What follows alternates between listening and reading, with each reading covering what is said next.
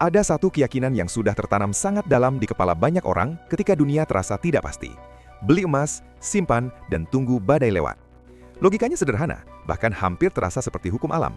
Ketika perang pecah, ekonomi goyah, mata uang melemah, orang lari ke emas. Sejarah berkali-kali memperlihatkan pola yang sama. Harga emas melonjak ketika ketakutan memuncak. Tetapi ada satu sisi cerita yang jarang dibahas dengan jujur, bahkan kadang sengaja diabaikan oleh banyak analis pasar dan penjual emas. Sisi itu sederhana, tapi tidak nyaman didengar. Emas sering naik karena ketakutan, tetapi bisa stagnan bahkan jatuh ketika ketakutan itu hilang. Dan di tahun 2026 ini, ada satu kemungkinan yang terasa paradoks. Justru skenario yang paling diharapkan banyak orang, yaitu berakhirnya konflik global, bisa membuat sebagian orang menyesal karena terlalu cepat membeli emas hari ini. Mari kita lihat realitasnya dengan kepala dingin. Dunia sedang hidup di era ketidakpastian yang luar biasa. Konflik geopolitik muncul di banyak tempat. Ketegangan antar negara besar meningkat. Ekonomi global terasa rapuh. Utang negara menumpuk dan inflasi sempat menggila dalam beberapa tahun terakhir. Semua kondisi itu menciptakan satu atmosfer psikologis yang sangat familiar di pasar keuangan. Rasa takut. Dan ketika rasa takut menyebar, emas hampir selalu menjadi simbol perlindungan. Bukan karena emas punya kekuatan magis, tapi karena selama ribuan tahun, manusia sepakat bahwa logam kuning ini punya nilai yang relatif stabil dibandingkan janji kertas yang kita sebut mata uang.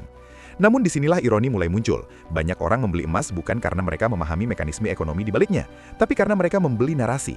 Narasi bahwa emas selalu naik ketika dunia kacau. Narasi bahwa emas adalah satu-satunya aset yang aman.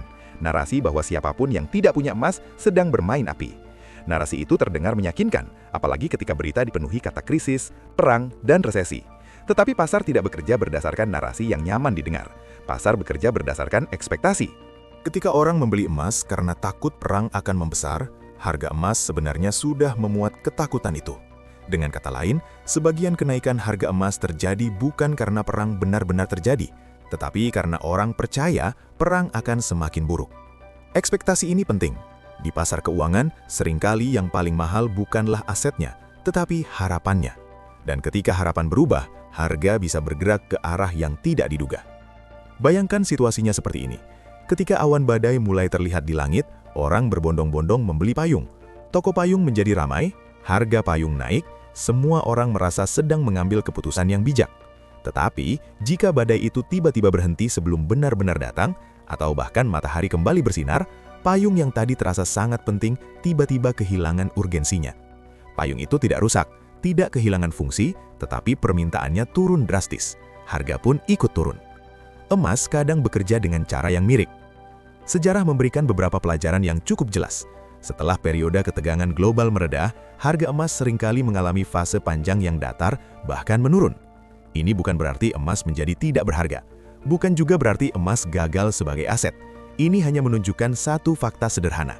Emas sangat sensitif terhadap psikologi ketakutan. Ketika ketakutan mereda, energi yang mendorong harga emas ikut melemah. Sekarang kita kembali ke pertanyaan yang lebih besar. Apa yang sebenarnya sedang terjadi di dunia menjelang 2026? Banyak analis berbicara tentang kemungkinan konflik global yang lebih besar. Ada yang bahkan berani menyebut potensi perang besar antar kekuatan dunia.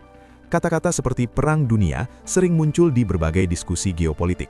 Media menyukai narasi dramatis seperti ini karena mudah menarik perhatian. Dan tentu saja, narasi seperti itu secara tidak langsung juga mendorong minat terhadap emas. Tetapi, ada satu hal yang jarang disadari banyak orang. Konflik geopolitik modern seringkali tidak berkembang menjadi perang total seperti yang dibayangkan. Negara besar sangat sadar bahwa perang skala besar di era senjata modern bisa menghancurkan semua pihak. Karena itu, sebagian besar konflik berhenti di level ketegangan, sanksi ekonomi, perang proksi, atau perang teknologi. Ketegangan ada, tetapi tidak selalu meledak menjadi bencana global yang total. Jika skenario seperti ini yang terjadi, artinya ketakutan yang hari ini terasa sangat nyata bisa perlahan mereda. Bukan karena dunia menjadi damai sepenuhnya, tetapi karena konflik tidak berkembang menjadi skala yang benar-benar menghancurkan sistem global. Dan ketika pasar mulai merasa bahwa dunia tidak sedang menuju kiamat ekonomi, maka permintaan terhadap emas bisa mulai melemah. Ini bukan teori kosong. Pasar keuangan memiliki kebiasaan yang agak sinis. Pasar seringkali membeli rumor dan menjual kenyataan. Ketika orang takut sesuatu akan terjadi, harga aset perlindungan naik. Tetapi ketika kejadian itu benar-benar selesai atau ternyata tidak sebesar yang dibayangkan, pasar mulai mengambil keuntungan. Harga yang sebelumnya naik karena ketakutan, perlahan terkoleksi. Masalahnya, banyak investor retail masuk ke pasar justru ketika cerita sudah berada di puncak dramana. Ketika semua orang bicara tentang emas, ketika video tentang krisis bertebaran, ketika berita tentang konflik global tidak pernah berhenti, disitulah biasanya minat masyarakat umum mulai meledak. Secara psikologis ini wajar, manusia lebih mudah bergerak karena emosi daripada karena analisis. Tetapi, pasar tidak selalu ramah terhadap keputusan yang dibuat berdasarkan emosi. Banyak orang membeli emas karena takut kehilangan keamanan finansial. Ironisnya, jika mereka membeli di harga yang sudah terlalu tinggi, mereka justru bisa mengalami stagnasi nilai selama bertahun-tahun. Emas tidak selalu memberikan keuntungan cepat. Dalam beberapa periode sejarah, emas bahkan membutuhkan waktu sangat lama untuk kembali ke harga puncaknya setelah koreksi besar. Ini tidak berarti emas adalah investasi buruk. Sama sekali tidak. Emas tetap memiliki peran penting sebagai lindung nilai terhadap inflasi ekstrim, krisis mata uang, atau keruntuhan sistem keuangan. Tetapi, masalah muncul ketika emas diperlakukan seperti tiket pasti menuju keuntungan. Tidak ada aset yang bekerja seperti itu. Bahkan aset yang paling kuat sekalipun tetap tunduk pada siklus pasar. Disinilah pentingnya perspektif yang lebih tenang. Jika seseorang membeli emas sebagai bagian dari strategi diversifikasi, sebagai cadangan nilai jangka panjang, keputusan itu sangat masuk akal. Tetapi, jika seseorang membeli emas karena percaya dunia akan segera runtuh dan harga emas akan melonjak tanpa batas, itu lebih dekat ke spekulasi daripada perlindungan. Kita juga harus jujur melihat satu kenyataan lain yang sering diabaikan. Dunia ekonomi tidak berdiri diam. Teknologi keuangan berkembang cepat, sistem pembayaran berubah, aset digital muncul, dan banyak negara mulai bereksperimen dengan sistem moneter baru. Ini bukan berarti emas akan kehilangan nilai historisnya. Tetapi, ini menunjukkan bahwa lanskap keuangan global menjadi semakin kompleks. Tidak ada satu aset yang bisa dianggap sebagai solusi untuk semua kemungkinan masa depan. Ada kemungkinan bahwa dalam beberapa tahun ke depan, dunia justru memasuki fase stabilisasi setelah periode turbulensi yang panjang. Jika konflik mereda, perdagangan global kembali normal, inflasi terkendali dan ekonomi mulai tumbuh stabil, maka aset yang biasanya bersinar saat krisis bisa kehilangan momentum. Emas termasuk dalam kategori itu. Sekali lagi, ini bukan ramalan mutlak. Tidak ada yang bisa memprediksi masa depan dengan kepastian. Bahkan analis paling berpengalaman pun sering salah membaca arah pasar. Tetapi, memahami kemungkinan ini penting agar kita tidak terjebak dalam satu narasi yang terlalu sederhana. Ada kebiasaan menarik dalam perilaku manusia ketika menghadapi ketidakpastian. Kita cenderung mencari jawaban yang terasa paling pasti. Dalam dunia investasi, emas sering ditempatkan dalam posisi itu. Seolah-olah emas adalah benteng terakhir ketika semua sistem runtuh. Padahal kenyataannya lebih kompleks. Emas bisa melindungi nilai dalam kondisi tertentu, tetapi bukan berarti emas akan selalu menjadi aset terbaik dalam semua situasi. Jika perang besar benar-benar berhenti, jika ketegangan global mereda, jika ekonomi dunia kembali stabil, maka banyak investor yang membeli emas karena rasa takut mungkin akan menghadapi dilema. Mereka memegang aset yang nilainya tidak jatuh drastis, tetapi juga tidak bergerak naik seperti yang diharapkan. Dalam jangka pendek, itu bisa terasa seperti keputusan yang salah. Namun, di balik semua analisis ini, ada satu pelajaran yang lebih penting dari sekedar naik atau turunnya harga emas. Pelajaran itu adalah tentang cara kita memandang ketidakpastian. Dunia selalu berubah, kadang menuju krisis, kadang menuju stabilitas. Tidak ada fase yang berlangsung selamanya. Karena itu, strategi finansial yang sehat biasanya tidak bergantung pada satu skenario ekstrim.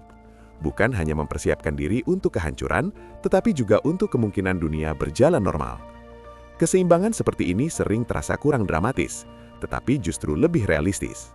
Emas tetap bisa menjadi bagian dari perlindungan nilai.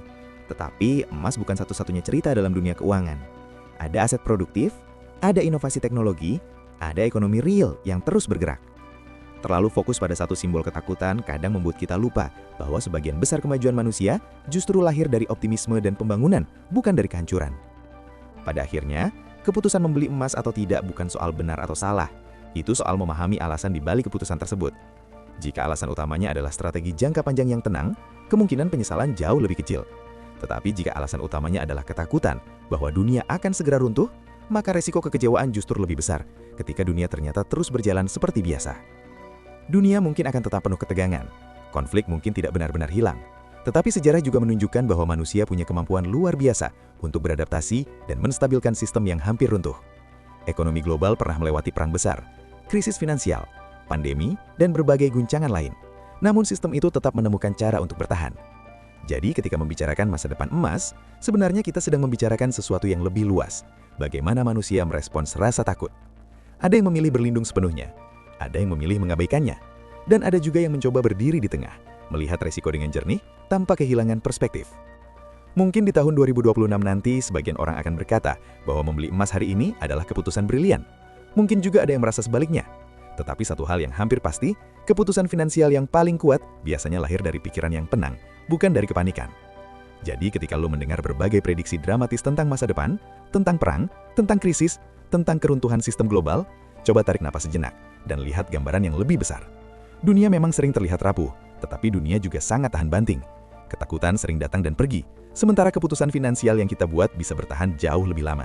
Kalau ada satu hal yang bisa kita ambil dari semua diskusi ini, mungkin bukan tentang apakah emas akan naik atau turun, tapi tentang pentingnya berpikir lebih dalam sebelum mengikuti arus ketakutan yang sedang populer.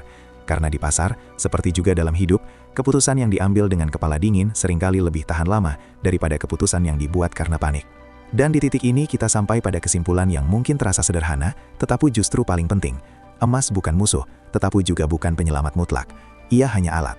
Nilainya tergantung bagaimana dan mengapa kita menggunakannya. Jika dunia benar-benar memasuki masa damai yang lebih stabil, sebagian orang mungkin akan melihat emas mereka dan berkata dengan sedikit nada penyesalan bahwa mereka membeli terlalu cepat. Tetapi bahkan itu bukan akhir dari cerita. Karena investasi bukan hanya soal satu keputusan, melainkan perjalanan panjang belajar membaca dunia yang selalu berubah. Jadi, tetap tenang, tetap rasional, dan jangan biarkan ketakutan menjadi satu-satunya kompas dalam mengambil keputusan finansial. Dunia mungkin akan terus membuat kita cemas dari waktu ke waktu, tetapi justru di tengah ketidakpastian itulah kita belajar menjadi lebih bijak. Kalau menurut kalian pembahasan seperti ini membuka sudut pandang baru tentang cara melihat emas, krisis, dan masa depan ekonomi global, kalian bisa bantu channel ini dengan cara sederhana. Tekan tombol suka, bagikan ke teman yang juga suka diskusi tentang keuangan dan geopolitik, dan tentu saja berlangganan, supaya kita bisa terus ngobrol tentang hal-hal penting seperti ini dengan perspektif yang lebih tenang, kritis, dan realistis. Karena pada akhirnya, memahami dunia dengan pikiran yang jernih mungkin adalah aset paling berharga yang bisa kita miliki.